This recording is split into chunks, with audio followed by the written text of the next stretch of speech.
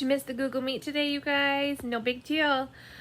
You can still hear what's happening in our story. Restart. Listen in right now for the next 2 chapters so that when we get back to school, you're all caught up and ready to go. 6. Brendan Espinosa. A prophet is not without honor, but hid in his own country and among his own kin and in his own house. That's a quote from the Bible, King James Version. It turns out this applies to YouTubers as well. Here I am, ready to shoot the greatest video in the history of humanity, and I can't get anybody to help me. Come on, you guys, I plead with my fellow vidiots, the members of Hiawassee Middle School Video Club.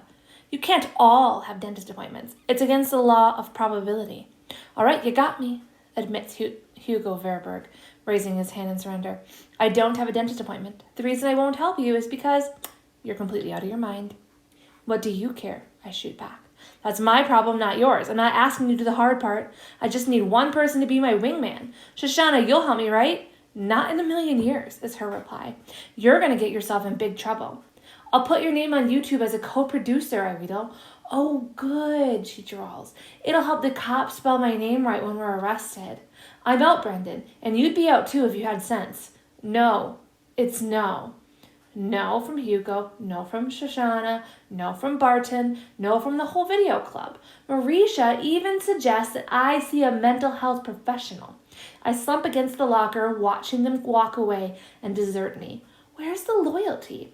Where's the club spirit? Where's the fire of creativity? The betrayal stings, but mostly, I hate to miss out on this idea. It could be the next thing that goes viral, but it can't go viral if it never gets made. I look around the crowded hall, kids loading up backpacks for dismissal. Do I know anybody? Actually, I know just about everybody, but none of them will make eye contact with me because I'm not the most popular guy here in school. I'm not sure why. I'm on the honor roll, president of the video club, champion of academic decathlon for 2 years in a row. Come to think of it, those are probably some of the reasons why kids aren't lining up to ask me what I'm doing after school today. Nobody even acknowledges my existence. And then, out of the passing parade, someone notices me, hunkered down beside my locker. Oh man, it's Chase. And that's all I need to put the finishing touch on my perfect afternoon.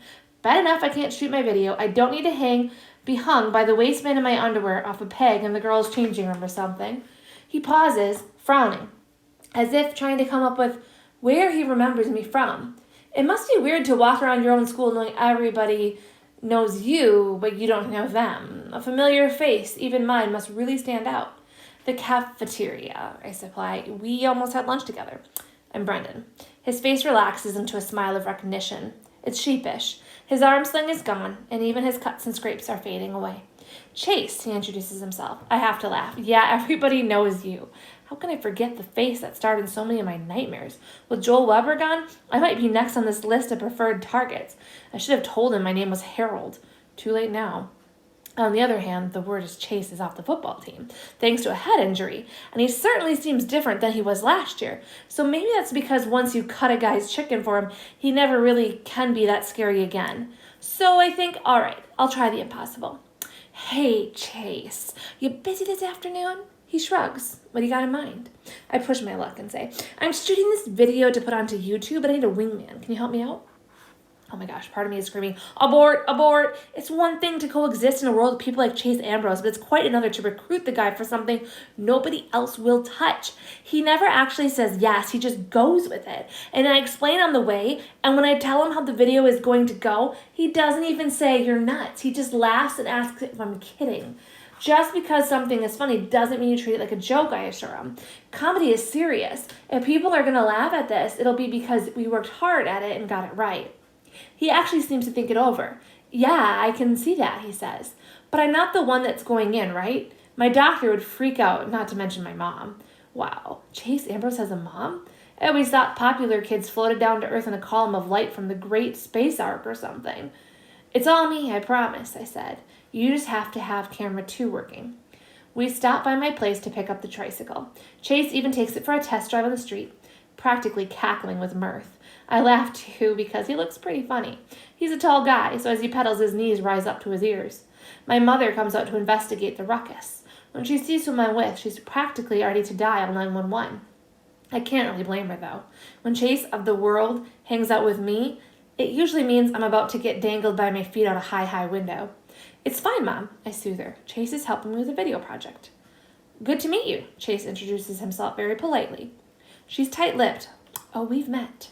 I get Chase out of there before Mom says something I'll regret, and we head downtown, taking alternate turns riding the trike and pulling and carrying it.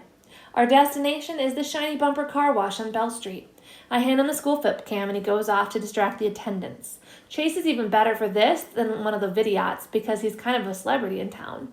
Not just a star athlete, but the son of the last star athlete. Plus, everybody's heard about the accident of the summer, so all the attention is on him.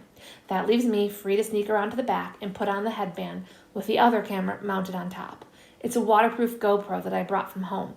I sneak ahead of the next car and place the tricycle on the conveyor belt, bracing my wheels against the tire blocks that move the trike through the washing tunnel. Then I sit down on the trike, reaching up to the camera and hit record. My heart is pounding, and I'm tense with anticipation. This is it, the moment of truth. The conveyor pushes me and the first blast of water hits, and it's all I can do from keeping myself from screaming. It's ice cold. Considering the research and the planning I did to get ready for a car wash stunt, it never occurred to me that they'd use cold water. I take hot showers, so why wouldn't a car? The frigid blast has my heart beating so fast, it's practically popping out of the top of my head. I try to tell myself to get used to it, but it's not possible. I'm hyperventilating to the point where I can't get any air in. And just when I'm about to pass out and topple off the trike, the water stops. I gasp for breath. I glance over to the observation area, and sure enough, there's Chase, filming. And I experience a surge of relief.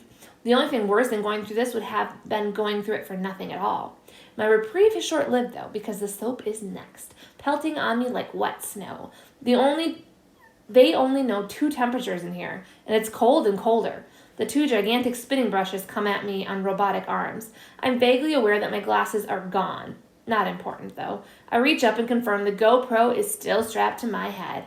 Out of the corner of my eye, which stings now from the soap suds, I see that Chase is still following along. He's hysterical with laughter, but the camera is steady in his hand, and that is the main thing. The rinse cycle is next. More hyperventilating, followed by a blast of wind that threatens to hurl me off the trike. Actually, it's great. It's the dryer, and it's hot. Even better. It means I'm coming to the end. There should be a light at the end of the tunnel, but I can't make out much because I lost my glass when the brush thing hit it. And when the door lifts, I pedal out of there, almost running over Chase. He never stops filming, not even when the manager turns off the machinery and comes to chew us out. Very stupid, Ambrose, he yells. Is this your idea of a joke? You could have gotten him killed, you know. This isn't the first time you put people in danger in this town, and I'm surprised you didn't have a few cherry bombs left over. I'm calling the cops. It isn't Chase's fault, I croak. It's mine. I didn't have a lot of strength left, but I tried to speak up. The whole thing was my idea. It's my video project. I talked Chase into helping me. Brendan? The manager squints at me. I guess I'm not easy to recognize, soaking wet, half dead. My skin's all slimy. I think I got a wax treatment in there at some point. Is that you? Why would you do such a crazy thing? I'm the president of the video club at Hiawassee Middle, I supply. Adults always cut you more slack if they think something you're doing is for school. It does the trick, especially when I promise to put an ad for the Shiny Bumper on the club's yearbook page. Sure, I get yelled at, but at least no one's talking about calling cops anymore. The manager even sends one of the employees into the mechanism to rescue my glasses, which are undamaged except for a small crack in the right lens. We head back to my place, and I'm riding the trike mostly because I'm too weak to stand, and Chase carries the precious cargo, the 2 cameras with footage. Sorry, Chase, I mumble contrite. I didn't mean to get you in trouble. He cocks an eyebrow and says, looks more like you got me out of trouble. All I did was tell the truth. The whole thing was my idea. That guy was ready to have me arrested, he insists. Well, that's mostly because of your reputation. Oops. I said it. That's your old reputation, you know? Like for stuff you probably don't even remember doing. In my depleted state, I am not thinking straight, and I'm digging a grave with my mouth. Great. He shakes his head. My reputation wasn't what made the difference here. That was all you. You must be somebody pretty special to get that kind of reaction from a guy who runs a car wash. I'm blown away. My record as a nerd and goody two-shoes never seemed like much to me before. For sure, it didn't compare to Chase's athlete bad boy big on campus thing, but it was my reputation, not his, that got us out of a jam back there. At my house, we managed to sneak upstairs without Mom getting a look at the baby boy in such a state of disrepair that she'd freak out. I would never be able to convince her that Chase didn't do it to me. A bully palooza where I was half drowned in the river and had my glasses smashed by a ball-peen hammer. I can barely bring myself to take the time to change out of my wet clothes. That's how excited and anxious I am to see the footage we shot. I keep expecting Chase to lose interest and just take off, but he hangs around and it starts to sink in that he's just as into this as I am. We watched the video from the GoPro first. It's pretty insane. A blizzard of flying foam, torrents of water, lots of whimpering I wasn't aware of at the time. I might have been trying to yell for help, but I couldn't form actual words. I was also thrashing around more than I remember. It's a miracle I even stayed on this trike. The best part is when the brushes come. It's as if I'm being attacked by two whirling monsters from where the wild things are. Next, we played Chase's footage from the viewing area next to the washing tunnel. There I am, clinging to a trike, like it's the only thing keeping me from floating out into outer space. And then the freezing cold water hits my body and it withers, belly dancer style, only at a triple speed. And when the powerful dryer turns on, you can actually see my skin pushed up against my bone structure of my skull. Pure gold. And I have to say, that's a lot of credit that goes to Chase. He's got a real knack for camera work. We laugh until we're falling over each other. It is definitely more fun to watch it than it was to go through it in real life. I showed Chase how to piece the video together on the computer, intercutting footage from both cameras for max effect. For example, when you see the GoPro image flying all over the place and then jump to me jerking and flailing and struggling to keep my perch on the trike, it's more hilarious because it explains why the picture inside the car wash is so wild and chaotic. Chase catches on quickly and adds some good suggestions of his own, like a split screen of both cameras when the spin brush comes on. At last, we set the whole thing to music, Ride of the Valkyries, and we upload the clip to YouTube. We give it a title, How to Clean Your Tricycle. Brendan Espinosa and Chase Ambrose co-producers. I kid you not, he actually thanks me when I include him in the credits. We watch it on every device in the house, the computer, our phones, and iPad. We even Chromecast onto the TV. It doesn't get old. If this video doesn't go viral, there's no justice in this world, or at least on YouTube. He's still laughing as I see him out. Man, that might be the best one I ever had. I swear he's like a kindergarten who's just been handed the most intricate balloon animal. Without thinking, I say, well, how do you know? You probably forgot most of the fun you've had. He looks surprised for a few seconds, and I figure, uh-oh. I'm about to get his book bag in the head again. And then he says, good point. But still, it was awesome. Me and my big mouth. I just can't leave well enough alone. You know, we got a video club at school, and you'd be natural with that camera skill you've got. We could use you. That might be the dumbest thing I ever said out loud. Good job, me again. Chase Ambrose and his football buddies have made a career out of terrorizing children like the Vidiots. Recruiting him is like inviting a shark to sushi. He grins at me and says, when's the next meeting? Shauna Weber, Chapter 7. He did it. The crazy fool actually did it. We gathered around the smartboard in Miss DeLeo's room, watching How to Clean Your Tricycle on YouTube. And I've got to hand it to Brendan. When he sets his mind on something, he follows through, even after the entire video club told him to take a hike. And do you know what? He knocked it out of the park. I've never seen anything so funny. It's a wonder he didn't get himself killed. But he's very much alive, beaming like a proud papa as he premieres his work to rave reviews from the club. Miss DeLeo, our faculty advisor, laughs until tears are coming down her cheeks. Brendan, how could you dream of doing such a thing? The worst part was how cold the water was, he says, but it was like totally worth it. We burst into a thunderous applause when the music comes to crescendo and the tricycle is pedaled out of the shiny bumper into the light. Brendan takes a bow, a goofy grin plastered on his face. Credits appear on the screen. Produced by Brendan Espinosa and Chase Ambrose? Chase Ambrose? The ovation dies abruptly. That's part of the joke, right? Marcia Dunbar offers dubiously, like produced by William Shakespeare or Mickey Mouse. No, it really was him, Brendan says. None of you guys would help me. And he said, okay. Why would you even ask him? I blurt. Do you have a death wish or something? Miss DeLeo steps in. Isn't it enough that the video got made and it's fabulous? I don't have a death wish, Brendan resorts. And you know what? I'm glad I asked him because he did an awesome job on camera too. Maybe it's from sports, but he's a really steady hand. Better than any of us, including me. We could use a guy like that. I get a sinking feeling in my gut. You didn't. Brendan nodded. I invited him to join the club. We all are babbling at the same time, and I'm so angry I can't make much of it out. It's pretty obvious that everybody is relating the story of some mean thing that Chase and probably Aaron and Bear did to them, and there's definitely no shortage of material. The chorus of complaint goes on and on and on. Yeah, I get it, Brendan says. Those guys picked on me too, more than any of you. Not more than my poor brother, I think. But the Chase Ambrose who worked on the video, Brendan goes on, is not the same kid. He lost his memory when he fell off a roof last summer. Total amnesia. And I know it sounds weird, but maybe he forgot what a jerk he was. Big talk from a guy who thinks riding a tricycle through a car wash is smart, puts in Hugo. Brendan doesn't back down. Seriously, we had a great time yesterday. He was helpful, he had good ideas, he was even nice. He's different. All I can see is haze that's red in front of my eyes, and through it, Joel, packing a suitcase to go to school.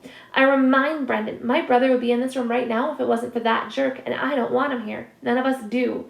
That's enough, Mr. Leo cuts me off. School clubs are open to everyone. We don't pick and choose, and if this boy wants to be a member, then we will take him in, and it's simple like that. The atmosphere in the room is supercharged. Rage from me, defiance from Brendan, firmness from the teacher, and varying degrees of protest, discontent, and unease from everyone else. And it boils around us when a voice from the doorway asks, "Am I late? Did I miss?" It's him, the enemy. He enters the room tentatively but smiling, and here I am, unarmed, without my trusty tub of frozen yogurt. "Welcome," Mr. Leo greets him.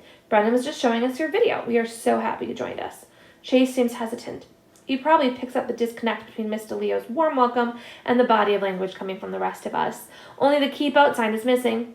When he sees me, he takes a step back, fearful. The fear looks good. At least that part of his memory works. He remembers I'm the person who hates him. How to clean your tricycle. Killed, Brendan says. And look, we already have 46 views on YouTube. I was hoping it would be viral, but these things take time. They call it viral because it's supposed to spread fast like a virus, I put it sourly. Some viruses are slower than others, Brendan replies. So what exactly do you guys do, Chase asks, when you're not riding trikes through car washes. That bugs me too. For sure, that's how he sees us. A collection of nerdy wingnuts who pull off moronic stunts and call it brilliance. Brendan can be kind of a goofball, but he's also the smartest kid in school. A knuckle-dagger like Chase will never appreciate someone who's destined to accomplish something that will make the world a better place. Why would he? The simplest way to make the world a better place would be to kick out Chase Ambrose. Mr. Leo provides the answer. Well, some of us will be working on entries for the National Video Journalism Contest. You mean Shoshana, Brendan snickers. If you could get your head out of YouTube long enough, I tell him, you'd see what a great opportunity is. This year's guideline is to profile a senior citizen with an interesting story to tell. We should all consider it. I don't think I know of any old people, is Chase's reaction. Probably because it gets his jollies by pushing him into traffic, I think. Well, we'll also be producing the school's video yearbook, the teacher goes on. That's something you could sink your teeth into. I cringe. Bad analogy for Chase, who I always pictured as a mountain lion picking over a carcass. What goes into a video yearbook, Chase says. Mostly student interviews, Hugo jumps in. You get so much more than the standard picture and quote. He shrinks back when he remembers who he's talking to. My brother's experience has trained us to avoid capturing Chase's attention. He can't target you if he doesn't notice you. Chase nods. That makes sense. Nifty way to keep score of kids whose lives you've ruined over the year, isn't it? I add bitterly.